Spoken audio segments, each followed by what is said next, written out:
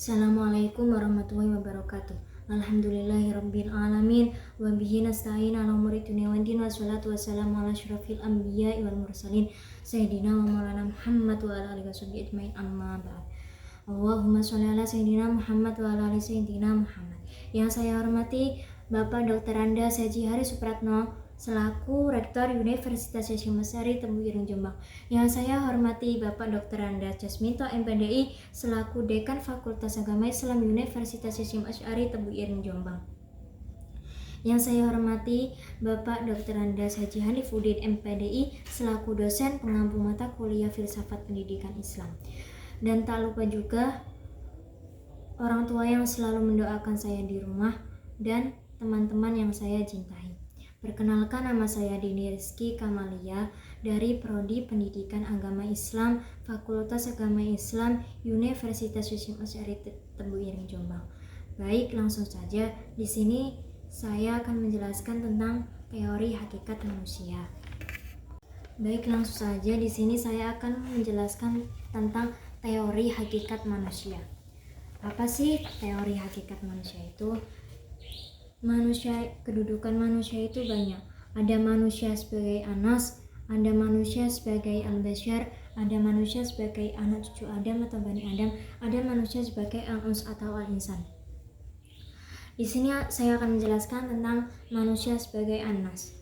Nah, kata anas ini terdapat sebanyak 240 kali disebutkan dalam 55 surat di dalam Al-Quran.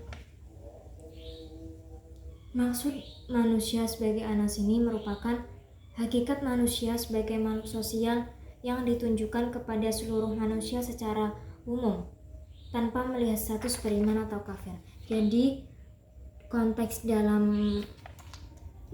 filosofi manusia sebagai anas ini, manusia itu secara umum dianggap sebagai anas atau manusia itu sendiri tanpa itu melihat statusnya, meskipun itu beriman atau kafir ataupun ateis. Selanjutnya yaitu manusia sebagai al-basyar. Nah, manusia sebagai al-basyar yaitu al-basyar kulitnya terlihat jelas, berbeda dengan binatang. Kenapa? Soalnya kalau binatang ini kulitnya tertutup oleh bulu, jadi yang membedakan itu berbeda dengan binatang. Nah, maksud dari manusia sebagai al-basyar ini, manusia itu juga makhluk fisik yang membutuhkan makanan dan minuman dan udara. Jadi manusia dan hewan itu sama membutuhkan makanan, minuman, dan udara untuk menunjang suatu kelangsungan hidupnya dalam kehidupan sehari-hari. Jadi manusia sebagai al-basyar ini tidak lepas dari konteks makan, minum, dan udara.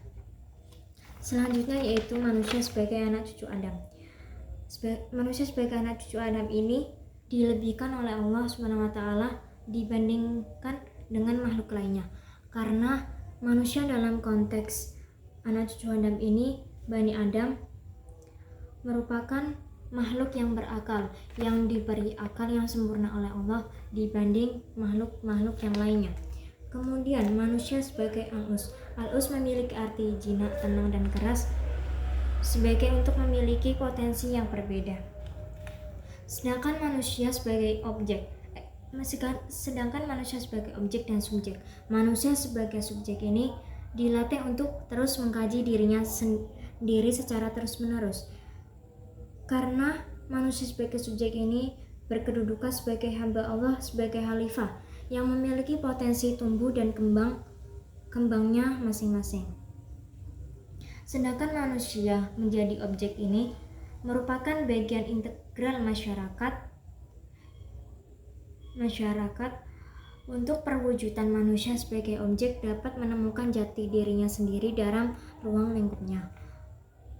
Jadi manusia sebagai subjek dan objek ini mempunyai perbedaan.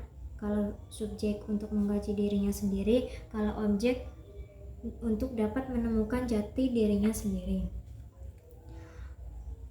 Kemudian, peran dan kontribusi dalam masyarakat. Manusia memiliki peran yang sangat penting dalam masyarakat, dan diantaranya peran dan kontribusi itu banyak, diantaranya untuk mencakup norma-norma masyarakat dalam kehidupan sehari-hari dengan menerapkan norma-norma itu. Kemudian pengaturan yang membimbing seseorang atas tingkah lakunya disesuaikan dengan aturan hukum-hukum syariat dan hukum-hukum perundangan. Selanjutnya yaitu perilaku itu penting. Manusia itu juga perilakunya penting untuk ditiru, dicontoh di dalam masyarakat sebagai struktur sosial masyarakat.